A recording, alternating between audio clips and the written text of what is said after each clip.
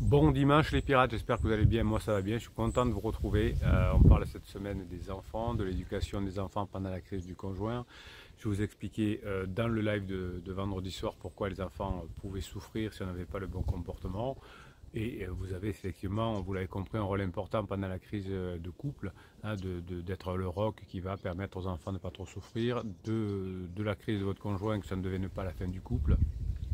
C'est mais juste une phase de transition, hein, quand on est ensemble depuis 5, 10, 15, 20 ans, qu'on dit un jour je t'aime plus, c'est une phase de transition, hein, c'est la phase 2, la phase 3 pardon, qu'on appelle la phase exploration, je vais voir ailleurs. En revanche, le désamour existe bien, hein, à la fin de la lune de miel, hein, c'est ce qui se passe notamment entre pansement et criseux. À la fin de la lune de miel, eh bien, il y a des tensions extrêmes et l'âme sœur devient le pervers ou la perverse manipulatrice ou manipulateur. C'est comme ça, hein. Donc déjà quand une lune de miel commence dans des conditions traditionnelles, les deux sont célibataires, le deuil de la relation précédente a été fait, on a mis des personnes en compétition. La plupart du temps, ça se termine mal à la fin de la lune de miel, hein. Vous savez que si vous avez vécu, si vous avez, je sais pas, une quarantaine d'années, une cinquantaine d'années, une trentaine d'années, vous avez sûrement vécu plusieurs histoires. Il y en a une qui a duré, ou deux ou trois maximum, et toutes les autres se sont arrêtées au moment à la fin de la lune de miel, voire même avant. Donc c'est un couple, c'est extrêmement rare quand ça fonctionne bien. Donc quand on est ensemble depuis 5, 10, 15, 20 ans, eh bien, il n'y a pas le désamour possible, il est bien avant le désamour. Donc vous êtes, vous, les garants du sanctuaire, du couple, de la famille, si c'est en tout cas votre cas. Ici, on n'est pas une team, une famille moraliste, on est que dans la science. On sait que la façon la meilleure de se construire, c'est dans un clan et dans un couple, puisque seul c'est compliqué. 96% des personnes célibataires souhaitent rencontrer quelqu'un. Alors il y a toujours des exceptions, 4% des personnes effectivement ne souhaitent pas rencontrer quelqu'un. Parfois on dit des bêtises quand on est en crise. Je dis moi je vais vivre seul, je ne veux plus avoir besoin de personne. C'est des phases transitoires. C'est fou comme toutes les histoires se ressemblent. En tout cas, on se régale de les lire dans vos commentaires et dans les... On appelle ça dans les commentaires sur Facebook. La formation sur comment gérer ses enfants pendant la crise, comme les 110 autres formations, vous avez un descriptif de cette formation. Vous avez le canal Telegram sous le catalogue des formations, un descriptif de cette vidéo également. Et vous avez aussi le groupe Facebook. Alors, quand votre conjoint est en crise, vous allez modifier la manière dont vous allez éduquer vos enfants. Souvent, vous verrez votre conjoint a des tendances à humilier verbalement et physiquement les enfants parce qu'ils sont, alors pas les enfants, mais votre conjoint sont abîmés eux-mêmes. Donc, c'est difficile de créer des moments agréables avec ses enfants. Mais vous savez que ce n'est pas en humiliant, en brimant quelqu'un que l'on va lui permettre de progresser, surtout si c'est un enfant. On sait aujourd'hui en neurosciences, hein, notamment dans les neurosciences affectives, qu'un enfant qui est brimé, qui est humilié, qui se sent abandonné par la crise de son papa ou de sa maman, apprend beaucoup moins, hein, et les enseignants des petites sections ou de l'école primaire vous le diront, hein, dès que il y a un des parents qui est en crise, dès qu'il y a un des parents qui ne joue pas le jeu, eh bien les enfants ont des résultats scolaires beaucoup plus difficiles et c'est nos pauvres enseignants qui doivent gérer les difficultés d'apprentissage de l'enfant. Et bien sûr, la personne en crise dit la plupart du temps, oui, mais c'est parce que tu les manipules, c'est parce que tu mets la pression. Voilà. J'aimerais bien qu'il y ait des fois des crises existentielles qui se déroulent différemment. Enfin, vous, ça vous arrangerait pas parce que là, vous savez que les crises existentielles vont se terminer grâce aux formations. Vous savez comment les gérer. Ça vous arrangerait pas s'il y avait une crise exceptionnelle. Mais je ne l'ai pas encore rencontrée. Voilà. J'aimerais bien. Allez, une, non? Non? Bon, allez, pas la vôtre en tout cas. Donc le cerveau des enfants va se développer en fonction de ses relations aux autres. Dans les neurosciences affectives, on sait que le cerveau développe ses capacités et devient mature grâce aux relations que l'enfant va nouer avec d'autres personnes, les petits copains de classe évidemment, les frères et les sœurs, mais surtout les parents et les enfants. Donc quand il y a un des deux parents qui pendant 1, 2, 3 ans est difficile en constat existentiel et qui ne traite pas correctement ses enfants, eh bien vous avez vous le droit, voire le devoir, hein, de faire ce qu'il faut pour que ça fonctionne. Il faut savoir que jusqu'à 5 ou 6 ans, un enfant a du mal à s'apaiser seul, c'est pratiquement impossible. Donc un jeune enfant a besoin d'adultes pour le calmer, hein. Jusqu'à 6 ans, on dit que le cerveau domine, hein, l'instinct de survie domine. À une époque, la PNL disait c'est le cerveau archaïque. Oui, le cerveau reptilien, hein, qui domine, c'est la survie. Enfin bon, ça peut se ressembler un petit peu, hein, mais c'est pas. La PNL expliquait à l'époque que le cerveau archaïque était au centre du cerveau. Nan, nan, nan, nan, nan. C'est pas comme ça. Il n'y a pas un cerveau archaïque. Nan, nan, nan. Ça n'existe pas. La survie, elle est pratiquée dans différents endroits du cerveau, heureusement. Donc finalement, quand l'enfant est petit, moins de 6 ans, il ne peut pas réguler ses émotions tout seul et c'est à l'adulte d'intervenir. Et quand maman est avec pansement ou quand papa est avec pansement, eh bien c'est plus compliqué pour lui, pour l'enfant. Donc c'est à vous d'apprendre à calmer un enfant. Alors évidemment, votre conjoint vous dira, oui, mais toi tu le calmes, tu lui passes tout. Tu vois, il me fait des crises et toi tu lui passes tout, tu le calmes. Ben oui. Alors j'ai remarqué effectivement, les neurosciences ne m'ont pas contredit, au contraire, on confirmé, hein, ce que j'écrivais, c'est que, comme je disais dans les vidéos plus exactement, que ces personnes étaient, souvent les femmes qui ont leurs derniers enfants, en tout cas dans leur tête, ont tendance à rentrer en crise. C'est la nature qui veut ça, hein. On va passer du rôle de femme qui peut enfanter à une femme qui ne va plus enfanter. Et donc les plus jeunes enfants, le petit dernier, peut souffrir de cette donnée-là, puisque ça se passe autour des 3 ans en général, 3-4 ans, et donc jusqu'à 6 ans, l'enfant il a besoin d'un adulte pour s'apaiser. Quand l'adulte ne peut pas s'apaiser lui-même parce qu'il est en crise, eh c'est compliqué. Donc vous allez apprendre à apaiser votre enfant, c'est dans la formation. Évidemment, votre conjoint va vous le reprocher en disant tu lui passes tout, mais c'est comme ça, hein. J'aimerais bien encore une fois que les crises soient un peu différentes chaque fois. Donc jusqu'à 5 ou 6 ans, le cerveau de l'enfant est évidemment immature. Le cortex préfrontal va se développer plus tardivement.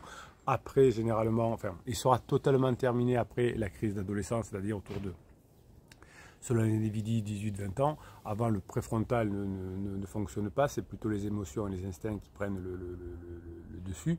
Et en cas de crise de votre conjoint, il va y avoir du stress chez votre enfant, et sans réponse des enfants, et si votre conjoint n'est pas là, ou si votre conjoint est en difficulté, et que vous avez fait une semaine sur 2, et que vous allez, c'est pas ce qui n'est déjà pas la meilleure des solutions pour les enfants, mais qu'en plus vous n'appelez pas le soir pour calmer vos enfants, c'est pas votre conjoint en crise qui va pouvoir le faire, et on récupère les enfants dans un état difficile pendant la semaine suivante.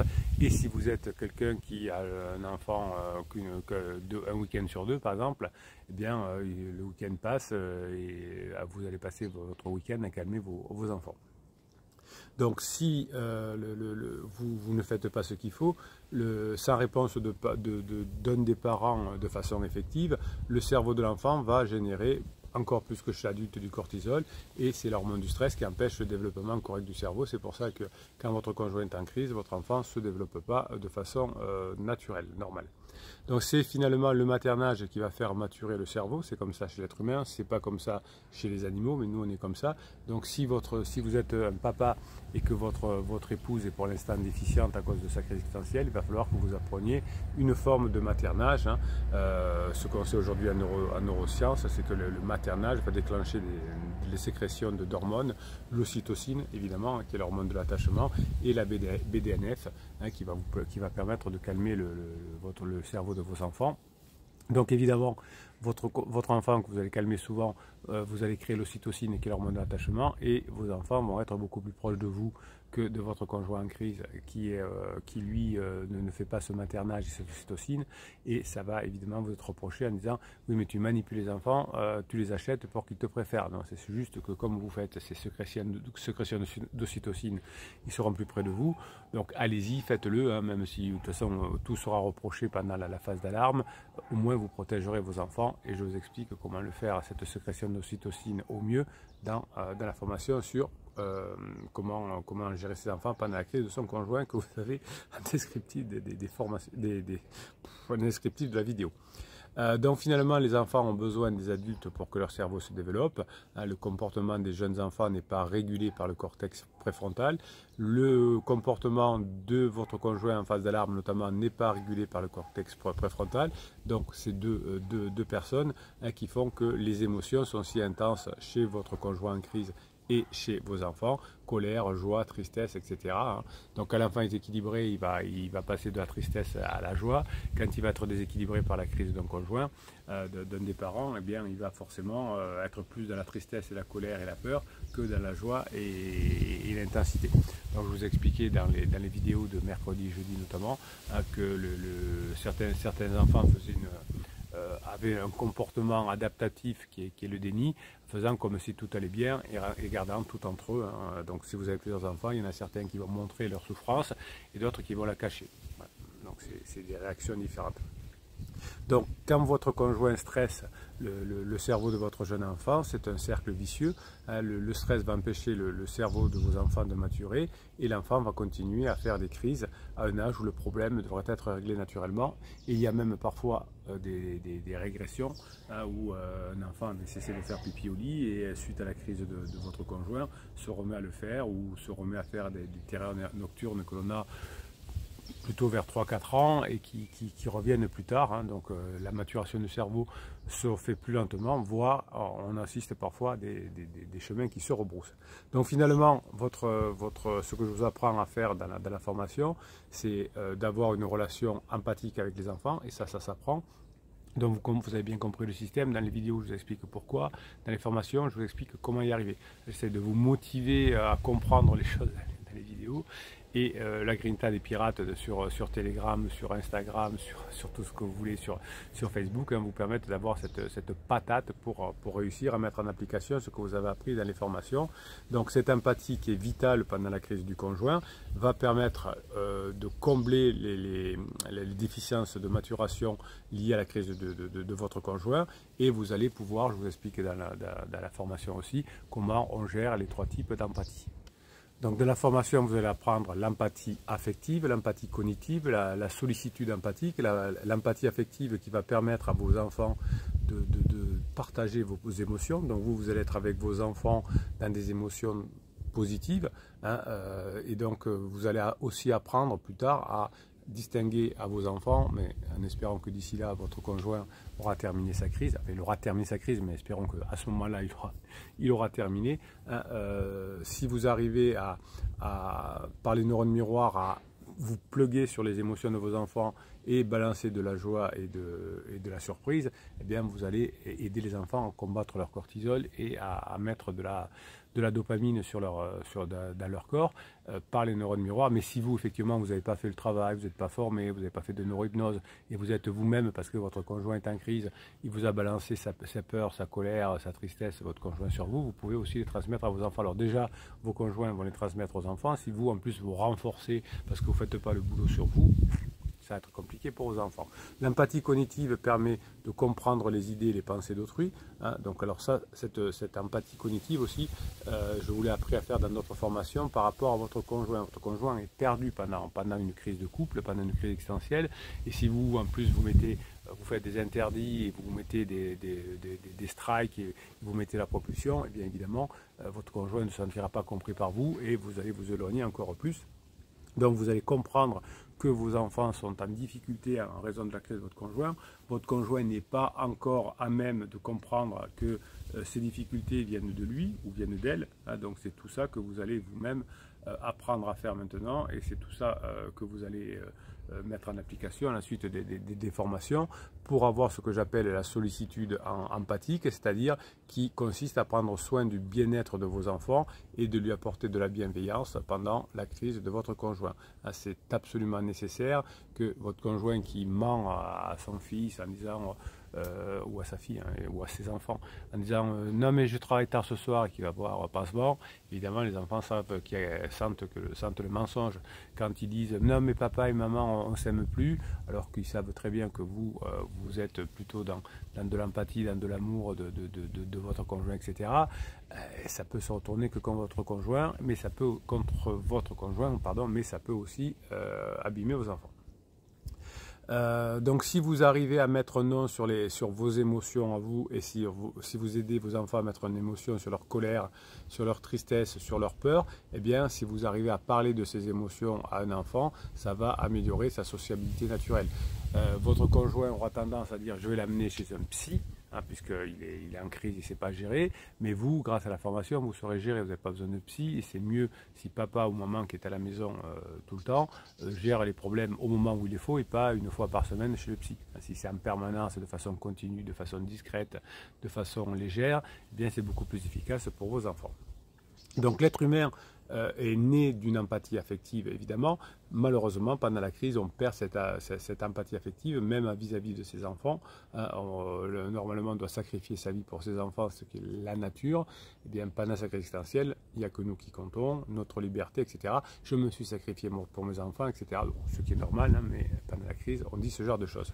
Donc l'idée que l'être humain n'est mauvais, qu'il est nécessaire de l'éduquer, a longtemps existé.